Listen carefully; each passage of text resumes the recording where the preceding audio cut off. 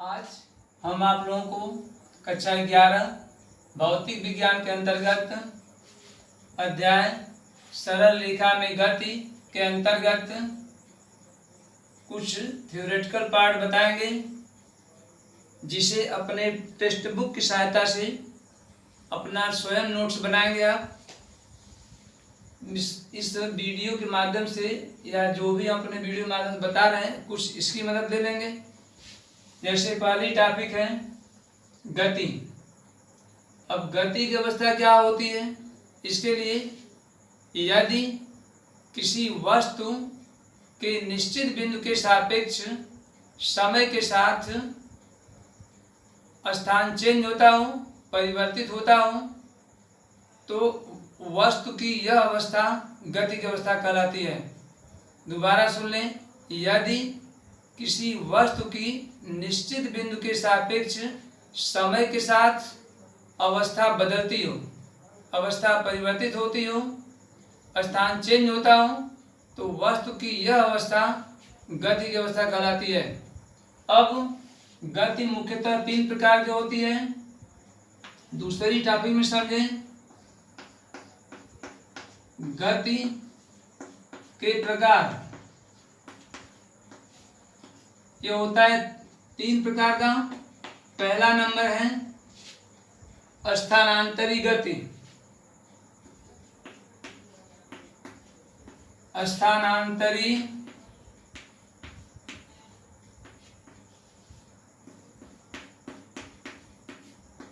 दूसरा है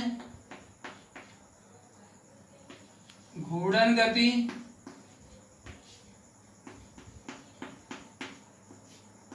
और तीसरा है दोलनी गति।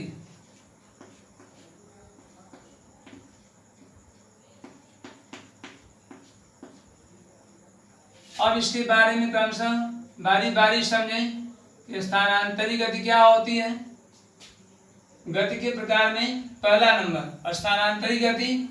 इसमें समझें, यदि कोई वस्तु सरल रेखीय गति कर रही हो और उसके सभी कण उसके एक ही रेखा में समांतर दिशा में स्थानांतरी गति कर रहे हों, या दोबारा समझ लें, यदि कोई वस्तु इस प्रकार गति करे या इस प्रकार सरल रेखीय गति करे कि उसके सभी कण एक साथ समांतर रेखा में गति करें और सभी समान समय में समान दूरी तय करें, तो उसे कहेंगे स्थानांतरी गति। जैसे पटरी पर चलती हुई ट्रेन की गति, यह स्थानांतरी गति है। दूसरा घूर्णन गति। इसके बारे में समझें, यदि कोई वस्तु किसी अक्ष के परितः इस प्रकार गति करे कि उसके सभी कण उस अक्ष के परितः एक साथ वृत्तीय पथ पर घूमे, परंतु उसके सभी कण एक साथ घूमते हैं वृत्तीय पथ के परितः या वृत्तीय पथ पर घूमते हैं, तो उसे कहते हैं घूर्णन गति। और उसमें सभी कणों का केंद्र एक सरल रेखा पर स्थित होता है, जिसे हम घूर्णन अक्ष के नाम से जानते हैं।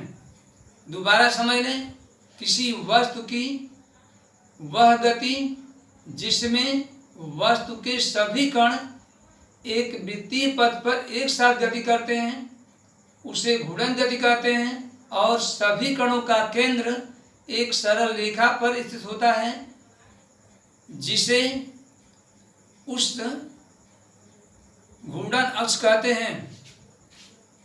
जैसे कुम्हार के चाक की गति, लट्टू की गति।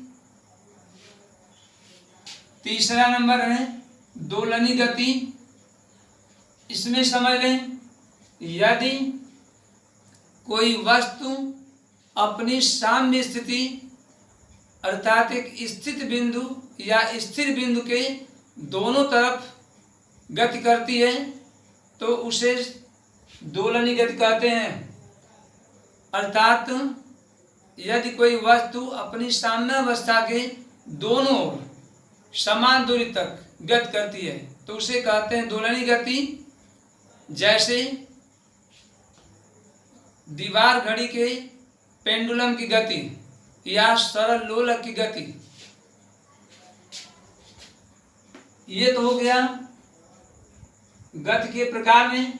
पहला नंबर स्थानांतरित गति, जिसका एग्जाम्पल बताए हैं पटरी पर चलती हुई ट्रेन गति। दूसरा घूर्णन गति, जिसका एग्जाम्पल है लट्टू की गति या कुम्हार के चाक की गति। तीसरा है दोलनी गति, जिसका एग्जाम्पल बताएं आपको सरल लोलक की गति या दीवार घड़ी में लोलक की गति। अब इसके बाद तीसरी चीज समझे, एक बीमी गति क्या होता है।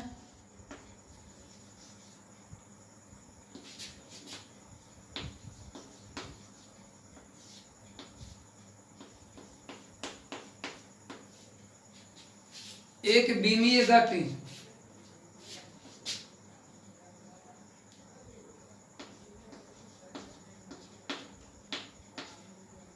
इसके अंतर्गत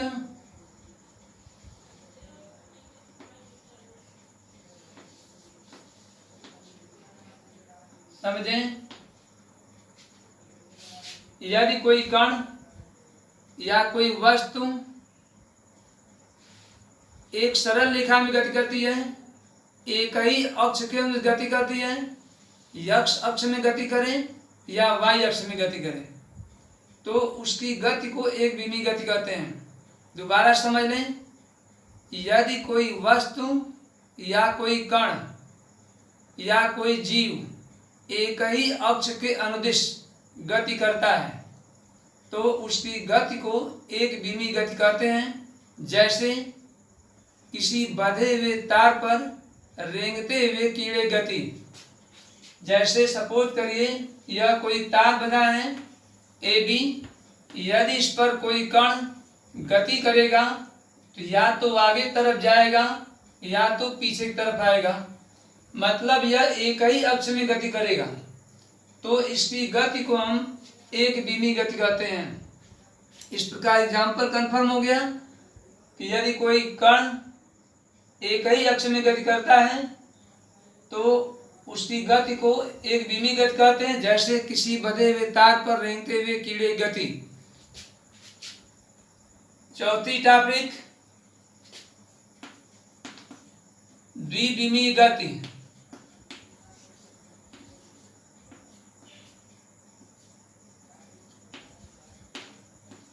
द्विबीमीय गति इसको समझें, यदि कोई कण या कोई वस्तु दो अक्षों में गति करे अर्थात 2 डायमेंशनल मोशन करता है, एक्स अक्ष वाई अक्ष, यदि दोनों में गति करता है तो उसकी गति को द्विबीमीय गति कहते हैं।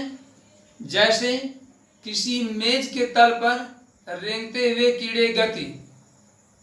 यदि कोई मेज है तो उसका तल दोनों अक्षों में होता है, एक्स वाई अक्ष दोनों में। यदि कोई कीड़ा उस पर रेंगता है तो उसकी गति को द्विबीमीय गति कहेंगे। पांचवी टॉपिक त्रिबीमीय गति।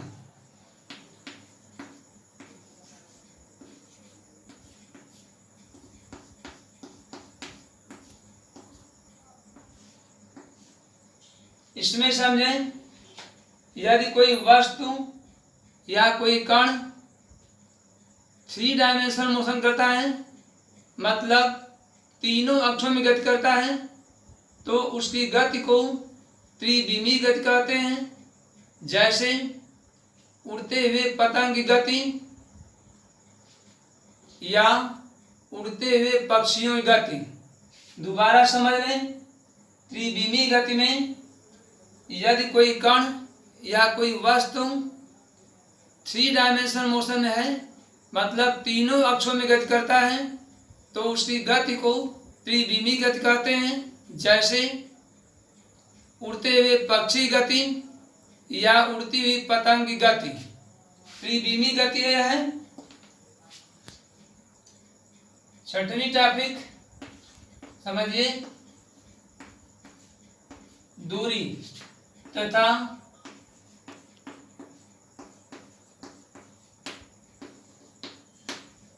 विस्थापन। अब ये क्या होता है, दूरी किसे कहते हैं तथा विस्थापन किसे कहते हैं, इसकी परिभाषा समझें। दूरी की परिभाषा पहले समझिए।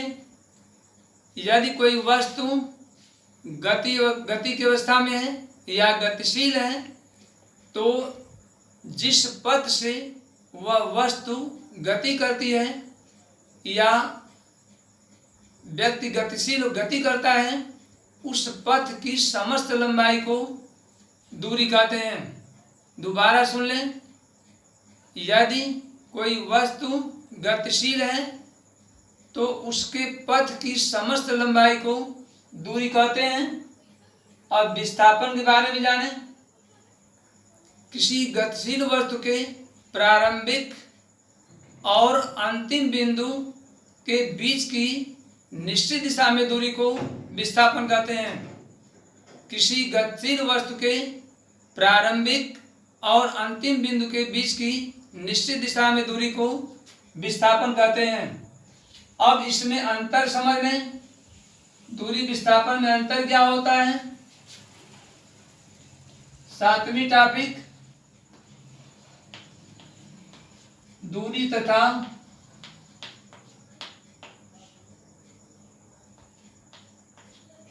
विस्थापन में अंतर।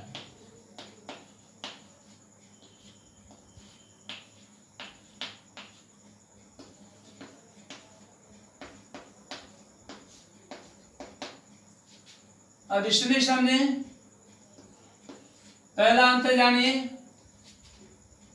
दूरी किसी गतिशील वस्तु की पथ की समस्त लंबाई कहते हैं, जबकि विस्थापन गतिशील वस्तु के प्रारंभिक और अंतिम बिंदु के बीच की न्यूनतम दूरी कहते हैं।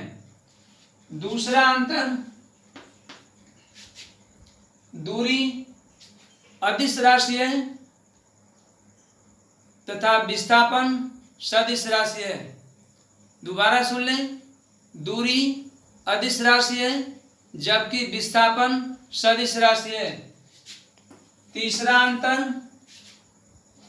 दूरी कभी भी शून्य नहीं होती, न ही निगेटिव होती है, दूरी सदैव पॉजिटिव होती है। दोबारा सुन लें, दूरी सदैव धनात्मक होती है, कभी यह शून्य नहीं होती, न ही इसका मान ऋणात्मक होता है, जबकि विस्थापन शून्य भी होता है, ऋणात्मक भी होता है और धनात्मक भी होता है। दोबारा सुन लें, विस्थापन धनात्मक, ऋणात्मक तथा शून्य भी होता है। That's all.